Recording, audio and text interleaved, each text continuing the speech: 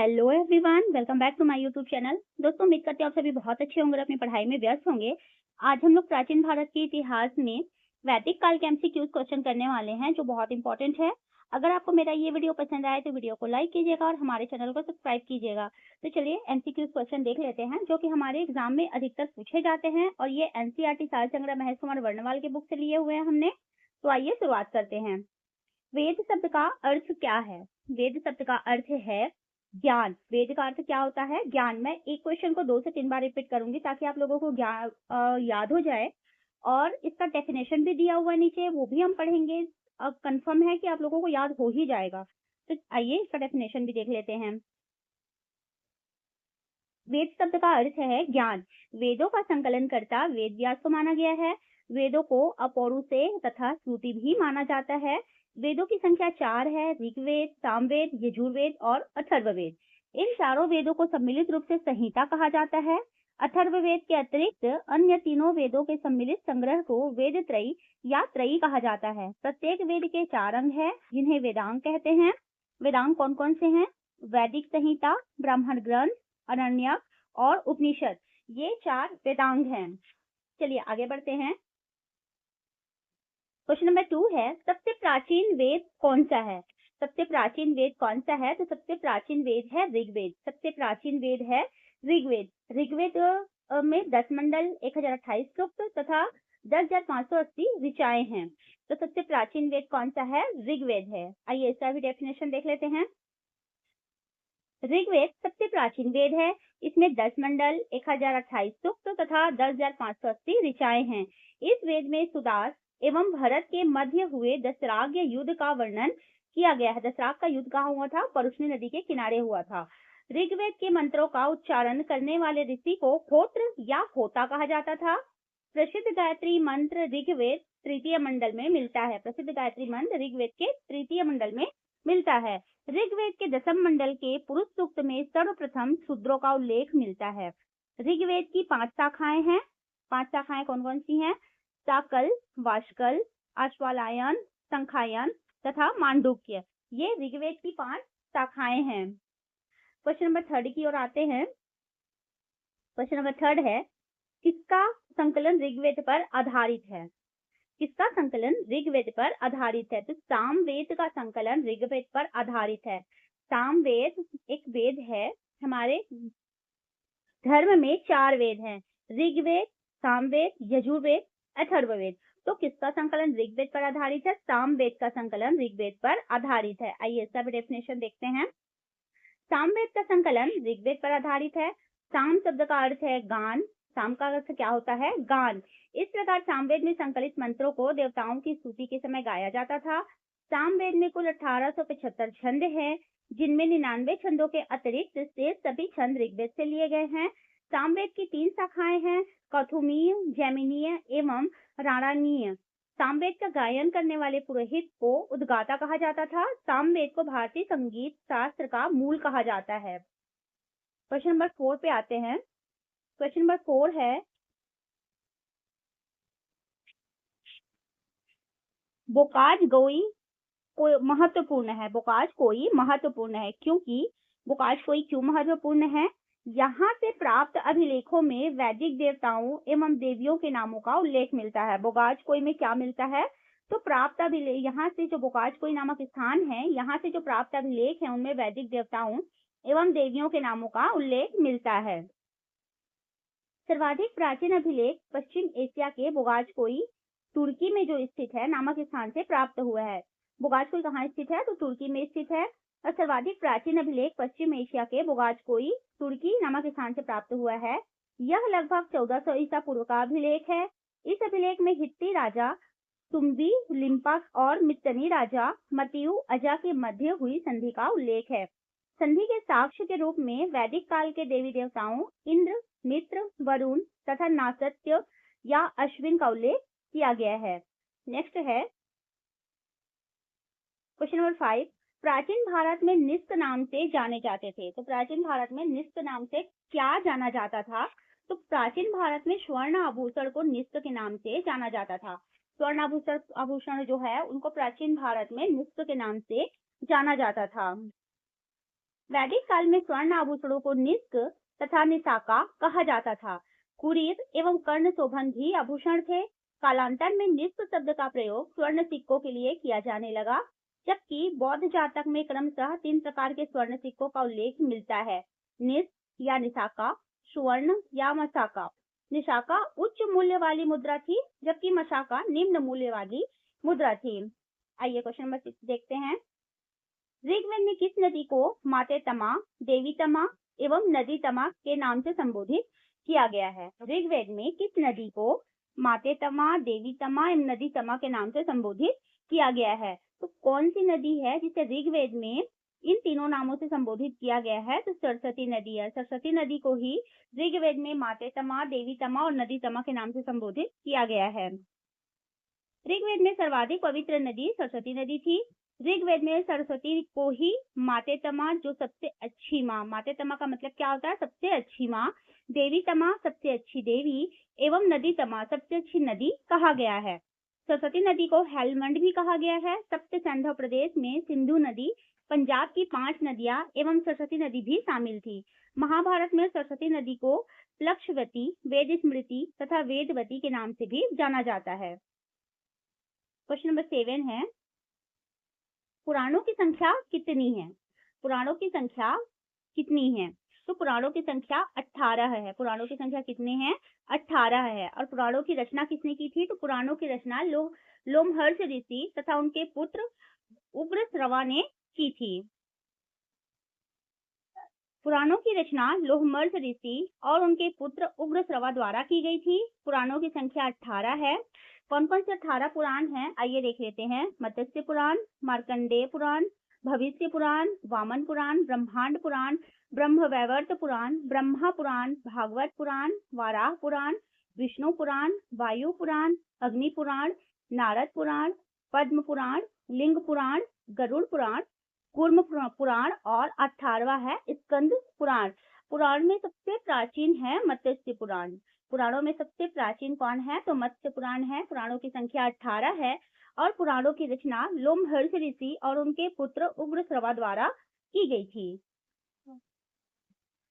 Next question है, यज्ञ संबंधी विधि विधानों का ज्ञान होता है। तो यज्ञ संबंधी विधि विधानों का ज्ञान कौन से ग्रंथ में होता है? तो वो है यजुर्वेद में।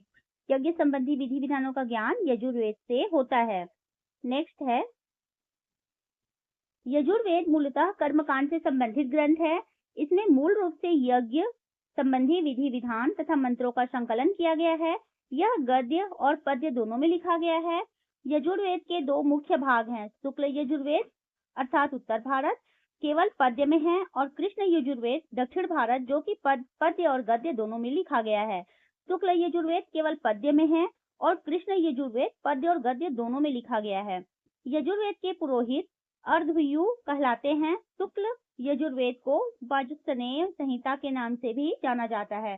जो शुक्ल यजुर्वेद है उसे वाजसनेय संहिता के नाम से भी जाना जाता है। क्वेश्चन नंबर 9 है, आध्यात्मिक ज्ञान के विषय में नचिकेता और यम का संवाद किस उपनिषद में वर्णित है? आध्यात्मिक ज्ञान के विषय में नचिकेता और यम का संवाद किस उपनिषद में वर्णित है? कठोपनिषद में। कठोपनिषद में नचिकेता और यम का संवाद को वर्णित किया गया है। आंसर क्या हो जाएगा? कठोपनिषद। कठोपनिषद एक कृष्ण यजुर्वेदीय उपनिषद है जिसमें आध्यात्मिक ज्ञान के विषय में नचिकेता और यम का संवाद वर्णित है। याज्ञवल्क्य मैत्रेयी संवाद एवं राजा जनक के दरबार में ब्रह्मा चर्चा का वर्णन बृहदारण्यक उपनिषद में किया गया है, जबकि सत्यकाम जबाली एवं उद्दालक श्वेत केतु का व्याख्यान छांदोग्य उपनिषद में वर्णित है। क्वेश्चन नंबर 10 है, पुरुष मेध का उल्लेख किस ग्रंथ में हुआ है? पुरुष मेध का उल्लेख किस ग्रंथ में हुआ है? तो शतपथ ब्राह्मण में। पुरुष मेध का उल्लेख किस ग्रंथ में हुआ है? उत्तर है शतपथ ब्राह्मण में। मेध का उल्लेख शतपथ ब्राह्मण में हुआ है। शतपथ ब्राह्मण यजुर्वेद का ब्राह्मण ग्रंथ है। शतपथ ब्राह्मण में पत्नी को पति की अर्धांगिनी बताया गया है, जिसमें जायज स्तंभ अर्थात पत्नी ही गृह है कहकर उसके महत्व को स्वीकार किया गया है। स्त्रियों को जनसभा विदथ में अपनी बात कहने की छूट थी। वैदिक साहित्य स्रोत के रूप में ऋग्वेद के पश्चात शतपथ ब्राह्मण का प्रमुख स्थान है। कर्म कांडों के अतिरिक्त इसमें सामाजिक विषयों का भी वर्णन किया गया है। चलिए देखते हैं नेक्स्ट क्वेश्चन की ओर बढ़ते हैं। वैदिक काल में किस पशु को अघन्या माना गया है? वैदिक काल में किस पशु को अघन्या के नाम से संबोधित किया जाता था? तो गाय को वैदिक काल में अघन्या के नाम से संबोधित किया जाता था। वैदिक काल में गाय को पवित्र पशु माना जाता था। इसे अघन्या अर्थात न मारे जाने योग्य माना गया है। इसे अष्टकर्णी भी कहा गया है। गविष्ठी गाय की महत्ता बताने वाला शब्द है। पड़ी नामक व्यापारी पशुओं की चोरी के लिए कुख्यात थे। वैदिक काल में गाय से ही लोगों की समृद्धि को व्यक्त किया जाता था। जैसे धनी व्यक्ति गोमत, राजा गोपति। संध्या के बाद का समय गोधूली एवं पुत्री को दुहिता कहा जाता था। क्वेश्चन नंबर 12 है, किस वैदिक साहित्य में मोक्ष की चर्चा मिलती है? किस वैदिक साहित्य में मोक्ष की चर्चा मिलती है? वो है उपनिषद। उपनिषद में मोक्ष की चर्चाएं मिलती हैं। मोक्ष शब्द का प्रथम बार उल्लेख श्वेताश्वर उपनिषद में किया गया है। उपनिषदों में संसार तथा आत्मा एवं परमात्मा के संबंधों के विषय में प्रमुख दार्शनिक विचारों का वर्णन मिलता है। उपनिषद का शाब्दिक अर्थ होता है समीप बैठना। उपनिषद को वेदांत भी कहा जाता है। उपनिषदों की कुल संख्या 108 है। उपनिषद को शंकराचार्य ने ब्रह्मा ज्ञान कहा है। क्वेश्चन नंबर 13 है, सत्यमेव जयते शब्द कहाँ से लिया गया है? सत्यमेव जयते शब्द मुंडकोपनिषद से लिया गया है। ऑप्शन डी हमारा सही आंसर है। सत्यमेव जयते शब्द मुंडकोपनिषद से लिया गया है। भारत का राष्ट्रीय आदर्श वाक्य सत्यमेव जयते मुंडकोपनिषद से लिया गया है। मुंडकोपनिषद के अनुसार इसका अर्थ है कि सत्य की ही विजय होती है। मुंडकोपनिषद में यज्ञ को टूटी हुई नौका के समान बताया गया है जिस पर भरोसा नहीं किया जा सकता।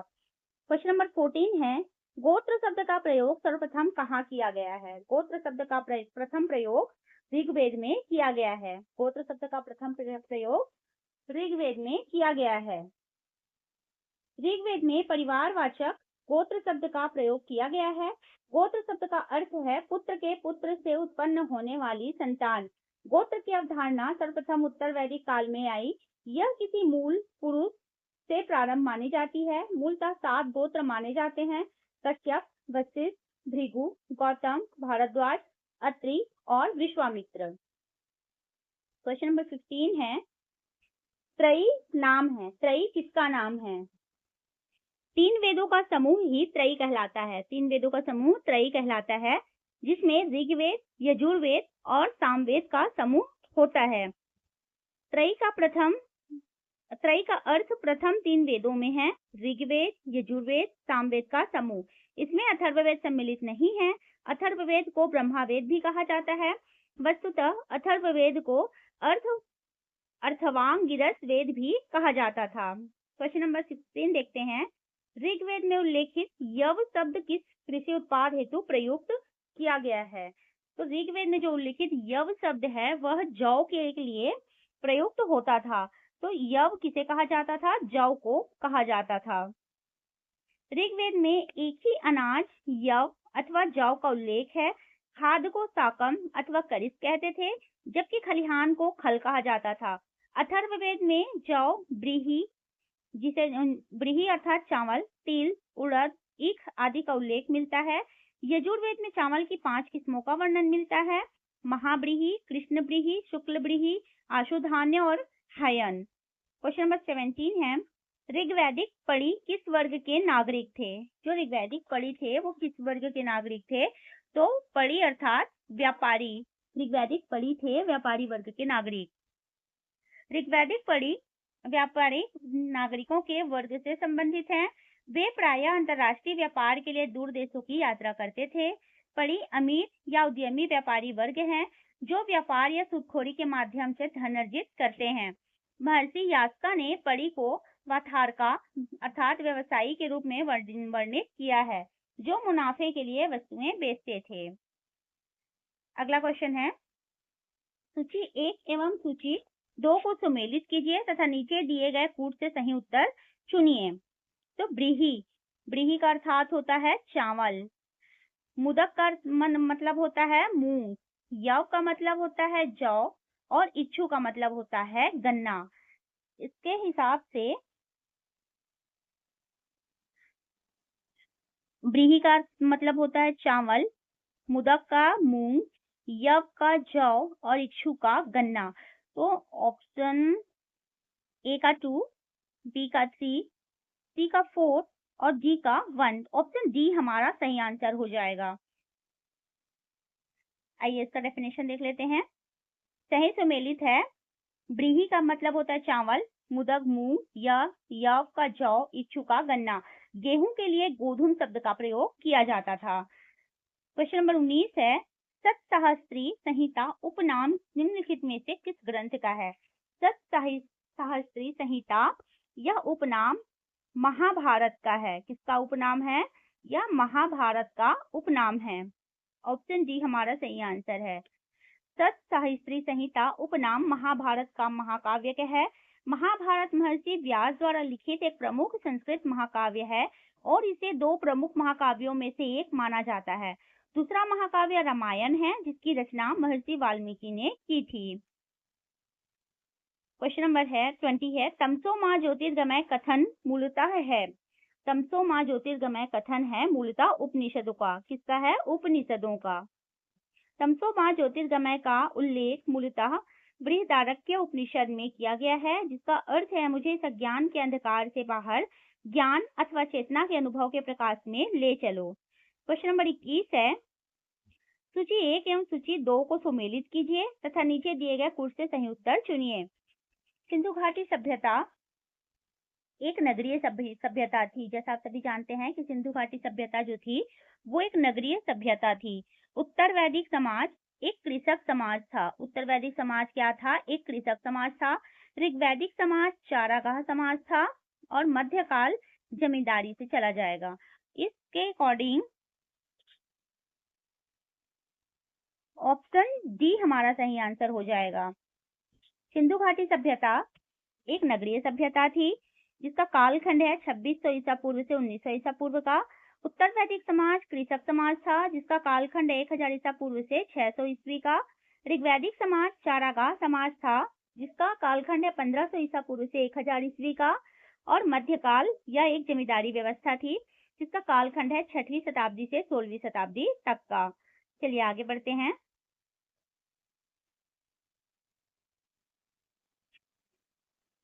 आगे वेद दिए हुए हैं, उनका ब्राह्मण ग्रंथ, उनमें कितने सूक्त हैं, उपनिषद, अरण्यक, अध्येता। तो आइए इसके बारे में भी देख लेते हैं। पहला वेद है ऋग्वेद। ऋग्वेद का ब्राह्मण ग्रंथ है कौशिकी और ऐत्रेय। इसमें 1028 सूक्त हैं। इसके उपनिषद हैं कौशिकी और ऐत्रेय। अरण्यक है ऐत्रेय और कौशिकी। अध्येता थे होत्र। उपवेद है आयुर्वेद और प्रवर्तक हैं प्रजापति। ये ऋग्वेद का है। सेकंड है यजुर्वेद। यजुर्वेद का ब्राह्मण वेद है तैत्तिरीय और शतपथ। सूक्त इसमें भी 1028 हैं। उपनिषद तैत्तिरीय, कठी, श्वेताश्वर, इस, बृहदारण्यक, मैत्राणी और अरण्यक है तैत्तिरीय, बृहदारण्यक और शतपथ। अध्येता अथर्वु। उपवेद है धनुर्वेद और प्रवर्तक है विश्वामित्र। तीसरा है सामवेद। इसके ब्राह्मण वेद हैं पंचवीस। इसे तांड्य ब्राह्मण भी कहते हैं। सूक्त है 1875 मंत्र। उपनिषद है केन और छांदोग्य और जैमिनी तथा छांदोग्य इसके अरण्यक हैं। अध्येता थे उद्गाता। उपवेद है गंधर्ववेद और प्रवर्तक है नारद। चौथा वेद है अथर्ववेद। अथर्ववेद का ब्राह्मण वेद था गोपद। इसमें 6000 मंत्र हैं।